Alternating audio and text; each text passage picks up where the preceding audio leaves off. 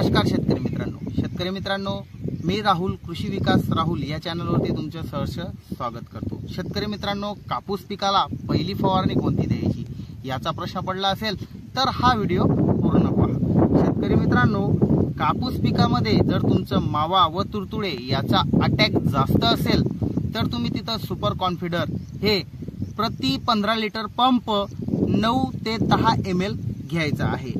आणि जर तुमच्या तिथं मावा तुडतुडा याचा अटॅक कमी असेल तर तुम्हाला तिथं प्रति 15 लिटर पंप फक्त प्लेन कॉन्फिडर 9 ml प्रमाणे घेणं गरजेचं आहे।